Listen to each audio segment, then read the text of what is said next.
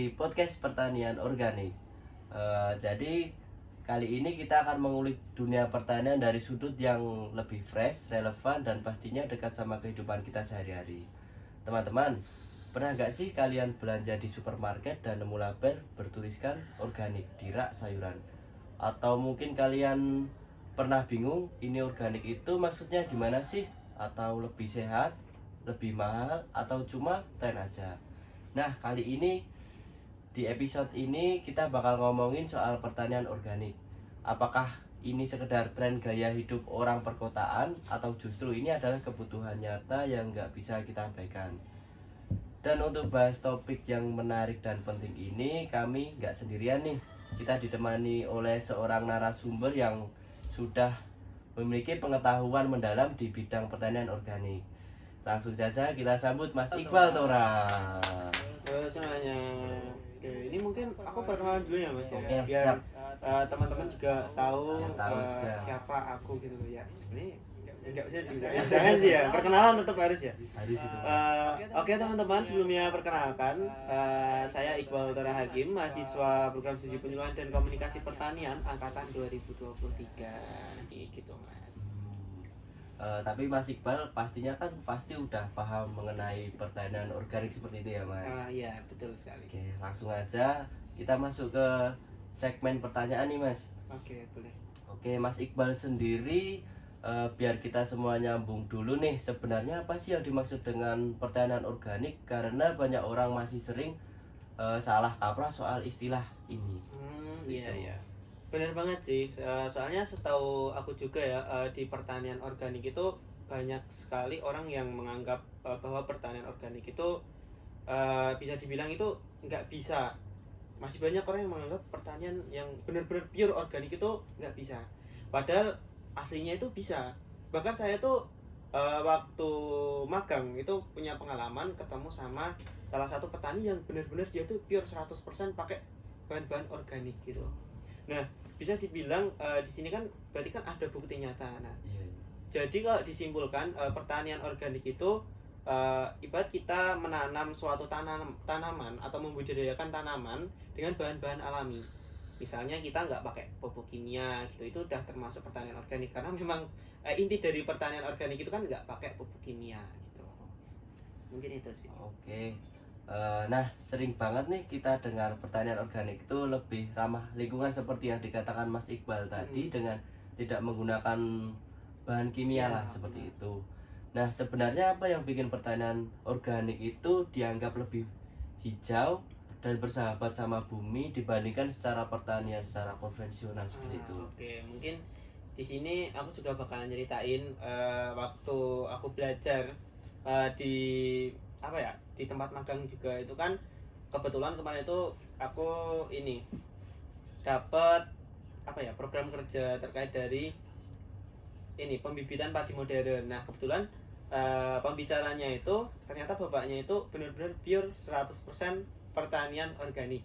Dan beliau itu menjelaskan dan juga memberikan kita sedikit ilmu lah terkait dari pertanian organik. Kalau sebenarnya pertanian organik itu kenapa bisa dibilang ramah lingkungan, terus hijau, terus dan juga bisa dibilang aman lah untuk bumi kita. Nah, itu sebenarnya bisa dibilang itu karena kita itu nggak benar-benar nggak pakai apa ya, bahan kimia sama sekali. Jadi kalau kita pakai bahan kimia kan teman-teman juga tahu bahwasanya kalau bahan kimia itu efeknya itu bakal berkepanjangan.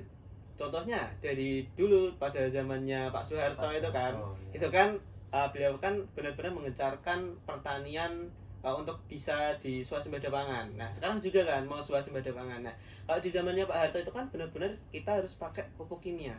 Nah, itu yang menyebabkan ketergantungan pada pupuk kimia masyarakat saat ini. Nah, jadi kalau dibilang hijau di pertanian organik itu memang sangat-sangat hijau kalau di pertanian organik. Jadi bisa dibilang pertanian organik itu ramah lingkungan karena memang penggunaan pupuknya itu bahkan pupuk pestisida, bahkan obat-obat lainnya itu mereka itu pakainya itu bukan pakai bahan kimia tapi pakai dari tanaman-tanaman lainnya. Misalkan kalau pupuk nih dari kotoran kambing, kotoran sapi, tapi itu kan perlu pengolahan juga gitu. Oke, ini yang paling sering jadi perdebatan nih Mas. Ada yang bilang produk organik itu cuma tren gaya hidup sehat. Nah, khususnya di kalangan orang kota yang Iya. mungkin punya duit lebih lah. Menurut Mas Iqbal sendiri, benarkah cuma tren atau ada lebih dari itu mengenai pertanian organik, Mas? Oke, kalau menurut saya pribadi ya, kalau dibilang tren itu sebenarnya ada sebagian orang itu yang bisa dibilang FOMO. Tahu lah FOMO, Iya. misalnya FOMO makanan ini, makanan itu. Nah, tapi ada sebagian orang yang menganggap bahwa pertanian organik atau bahan-bahan organik dari pertanian yang benar-benar pure organik itu sangat dibutuhkan. Nah, contohnya itu yang saya bicarakan yang kemarin itu bapaknya itu berawal dari cinta. Jadi beliau itu punya istri. Nah, ternyata istrinya itu bisa dibilang ini mohon maaf ya, istrinya itu punya penyakit kanker. Nah, penyakit kanker kan lumayan berbahaya. Nah, karena bapaknya ini punya istrinya ini punya penyakit kanker, bapaknya itu berinisiatif untuk gimana ya caranya biar istriku ini enggak intinya enggak makan yang sembarangan, harus benar-benar yang sehat dari alam gitu kan. Bapaknya itu mutar otak terus gimana caranya. Nah, ternyata benar terjadi, beliau mengonsumsinya itu benar-benar pure. Bahkan di depan rumahnya mau cabai, mau tomat, mau sayur-sayuran itu benar-benar pure organik. Jadi nggak semuanya itu bisa dibilang tren, itu enggak, tapi ada mungkin beberapa orang yang menganggap bahwa pertanian organik itu kan eh, baik untuk, ya emang baik, tapi kan ada beberapa orang yang kayak FOMO gitu loh.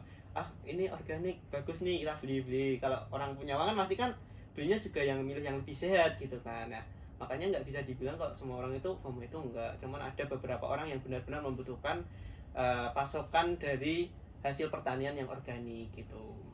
Berarti bisa dibilang tren, tapi tren yang menyehatkan seperti itu. Nah, betul. Ya. Oke, kita bahas mitos yang sering beredar nih, Mas. Benarkah hasil pertanian organik itu lebih sedikit dibanding pertanian biasa? Karena ini sering jadi alasan nih untuk orang ragu buat beralih ke organik. Oke, kalau dibilang pertanian, mungkin bisa diulang sedikit, Mas? Oke. Ya.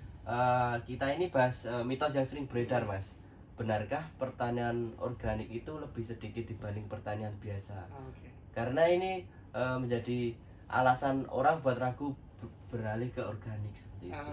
Gini, kalau ibarat kan petani ya menanam gitu kan, biasanya kan mereka karena mungkin ini udah keterbiasaan petani ya pakai produk-produk kimia yang awalnya tanamannya bisa dibilang masih pendek-pendek lah, masih umur berapa gitu kan, pakai pupuk ini, oh tumbuhnya cepet, terus hasilnya lebih banyak. Nah, sebenarnya itu hampir sama aja kayak kita pakai pupuk organik, cuman bedanya kalau kita pakai pupuk kimia memang kelihatannya langsung cepet, mungkin besok bisa langsung kelihatan perbedaannya. Tapi kalau pupuk organik itu masih butuh beberapa tahap, karena kan juga beda cara penyerapannya dan lain-lainnya. Nah, di sini juga ada lagi cerita di mana banyak petani yang masih beranggapan bahwasanya kalau pakai pupuk organik itu tanamannya itu banyak tanaman liarnya itu banyak yang tumbuh gitu. Padahal sebenarnya sama aja. Kita pakai pupuk organik, pakai pupuk kimia, kita juga harus tetap matun, tahu kan ngambilnya gitu. Nah, itu harus tetap matun. Karena apa? Karena memang keduanya itu sama aja. Walaupun kita pakai organik mau kita pakai kimia, itu harus ada takaran, dan juga tentunya kan ibarat kata sama-sama nanam, tapi bedanya kan kita pakai pupuk kimia itu kurang bagus untuk tanah juga, sedangkan pupuk organik itu untuk keberlanjutan bagus karena zat haranya itu bisa diproses di situ juga gitu. Oke, kali ini kita lihat ke depan, Mas. Kenapa pertanian organik bisa jadi kebutuhan yang benar-benar mendesak di masa depan, bukan hanya sekedar pilihan lifestyle seperti itu? Ya, betul. Pertanian organik itu benar-benar memang sangat diperlukan untuk masa depan. Nah, karena apa? Karena kalau kita lihat sekarang ini, kita lihat di lahan-lahan sawah, sesuai pengalaman saya terjun di lapangan ya, di sawah-sawah itu saya lihat ternyata tuh permasalahan petani itu bisa dibilang bukan hanya karena pupuk kimia aja. Nah, mereka tuh bingung mau pakai pupuk organiknya itu gimana. Soalnya kebanyakan petani itu bukan beranggapan bahwa ini emang nyata ya.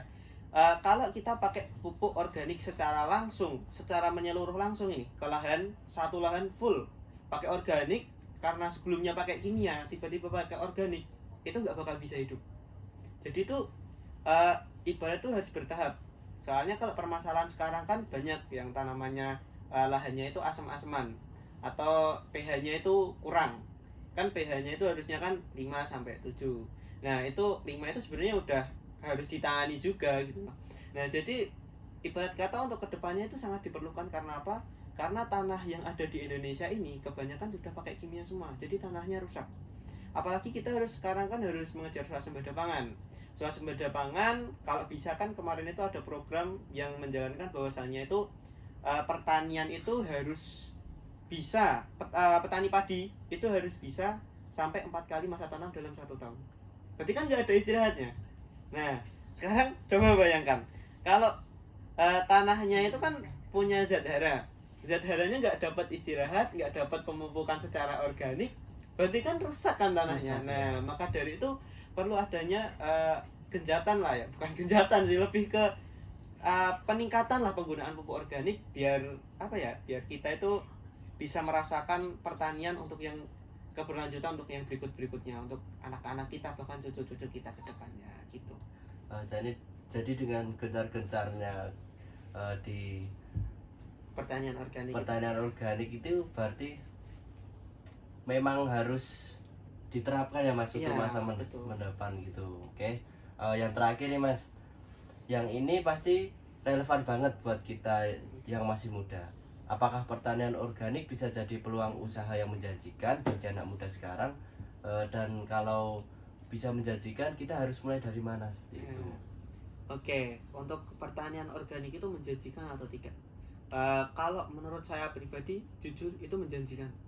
Karena apa?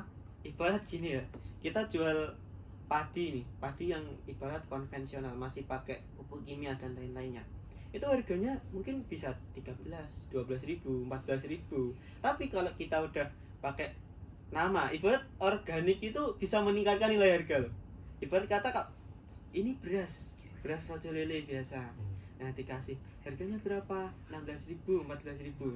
Kalau bilang ini beras apa bu, ini beras organik bu, orang-orang pasti mikir wah ini organik sehat. Nah itu dapat meningkatkan apa ya, meningkatkan apa nilai harganya gitu loh. Jadi setahu aku juga itu lumayan tinggi ya untuk produk organik ya, karena emang dari pengolahannya itu kan lumayan membutuhkan effort yang lebih gitu loh.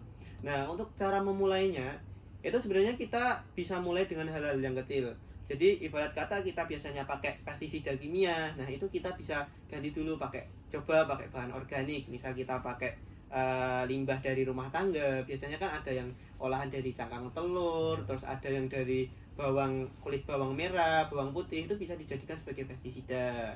Nah untuk yang berikutnya kita juga bisa mengolah misal kotoran ayam atau kotoran sapi, kotoran kambing, itu kita bisa olah. Cuman pengolahannya itu butuh ada tahapannya gitu, harus pakai E4. Nah untuk yang pertanian organik sendiri, E4 itu sebenarnya bisa kita buat sendiri dari kotoran air kencing sapi, itu bisa sebenarnya. Nah jadi kalau kita mau mulai dari yang lebih sederhana, yaitu kita pakai pestisida dulu, pestisida yang alami dulu, habis itu baru ke pupuknya. Nah soalnya kalau kita langsung benar-benar jelek pakai organik, itu benar-benar nggak bisa, karena itu pasti butuh tahap. Ibarat kata kamu biasanya makan soto rasanya asin gurih gitu kan, tapi kalau kamu kebiasaan makan gurih tiba-tiba nggak dikasih garam, kan rasanya hambar kan. Nah itu kan perlu tahapan. Kalau kamu misal kamu punya sakit gula darah, darahnya tinggi, kan nggak boleh pakai garam banyak-banyak. Nah itu kalau kamu makan rasanya nggak enak. Itu sama kayak tanah sebenarnya gitu loh. Nah jadi kita tuh harus pelan-pelan kalau mau masuk ke ranah dunia yang organik. Jadi selain tahap yang bisa meningkatkan harga, mungkin ya, padahal kesehatan lebih jauh penting. Nah, betul, kesehatan itu lebih penting. Terus ini udah masuk segmen penutup sih Mas. Udah cepet ya berarti. Iya, cepat. Luar biasa banget ya obrolan kita hari ini. Dari Mas Iqbal kita banyak belajar bahwa pertanian organik bukan sekedar tren yang datang dan pergi. Ini adalah sebuah pilihan sadar, sebuah investasi untuk masa depan bumi dan generasi yang akan datang. Kita juga belajar bahwa mendukung pertanian organik nggak harus dimulai dari hal yang besar. Bisa dari hal yang kecil seperti memilih produk organik saat belanja, mengedukasi orang di sekitar kita, atau bahkan memulai sendiri di pekarangan rumah. Karena setiap pilihan yang kita buat hari ini punya dampak besar buat lingkungan dan kesehatan kita di masa depan. Selanjutnya terima kasih banyak buat Mas Iqbal atas waktunya, ilmu dan semangat yang luar biasa. Semoga obrolan hari ini bermanfaat dan menginspirasi banyak orang, terutama kepada anak muda untuk peduli dan berkontribusi di sektor pertanian organik. Buat teman-teman yang sudah menyimak, sampai jumpa dan terima kasih. Dadah.